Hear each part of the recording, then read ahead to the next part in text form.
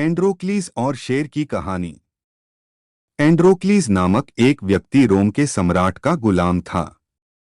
एक दिन वह स्वयं पर होने वाले जुल्मों से तंग आकर महल से भाग गया और जंगल में जाकर छुप गया।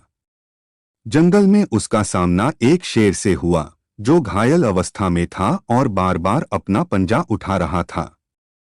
पहले तो एंड्रोक्लीस डरा, लेकिन फिर सहृदयता दिखाते हुए वह शेर के पास गया। शेर के पंजे में कांटा चुभा हुआ था। उसने कांटा निकाला और कुछ दिनों तक घायल शेर की देखभाल की। एंड्रोक्लीस की देखभाल से शेर ठीक हो गया। आभार में वह एंड्रोक्लीस का हाथ चाटने लगा, फिर चुपचाप अपनी गुफा में चला गया। इधर सम्राट के सैनिक एंड्रोक्लीस को ढूंढ रहे थे। आखिर एक दिन वह पकड़ा गया। उसे सम्राट के सामने पेश किया गया। सम्राट बहुत नाराज था। उसने एंड्रोक्लीस को भूखे शेर के सामने फेंक देने का आदेश दिया। जिस दिन एंड्रोक्लीस को शेर के सामने फेंका जाना था, उस दिन एक मैदान में रोम की सारी जनता इकट्ठा हुई थी। सबके सामने एंड्रोक्लीस को भूखे शेर के पिंजरे में फेंक दिया गया। एंड्रोक्लीस डरा हुआ था। उसे मौत सामने दिख रही थी। वह ईश्वर को याद करने लगा। शेर एंड्रोक्लीस की ओर बढ़ा। एंड्रोक्लीस पसीने पसीने हो गया। शेर एंड्रोक्लीस के पास आया।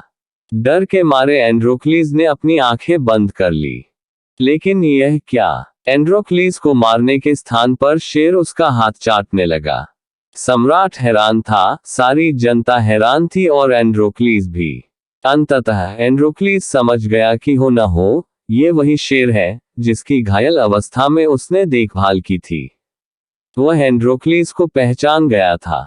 वह भी शेर को पुचकारने लगा और उसकी पीठ पर हाथ फेरने लगा।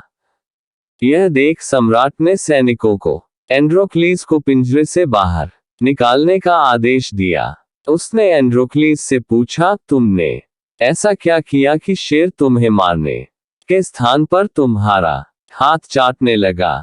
एंड्रोक्लीस ने उसे जंगल की घटना सुना दी और बोला, महाराज, जब शेर घायल था तब मैंने कुछ दिनों तक इसकी देखभाल की थी।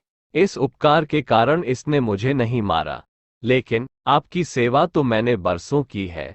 इसके बावजूद आप मेरी जान ले रहे हैं। सम्राट का दिल पसीज गया। उसने एंड्रोक्लीस को आजाद कर दिया और शेर को भी जंगल में छोड़ दिया।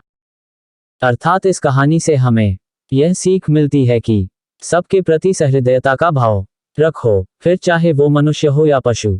जो आप पर उपकार करें, उसके प्रति सदा कृतज्ञ रहो।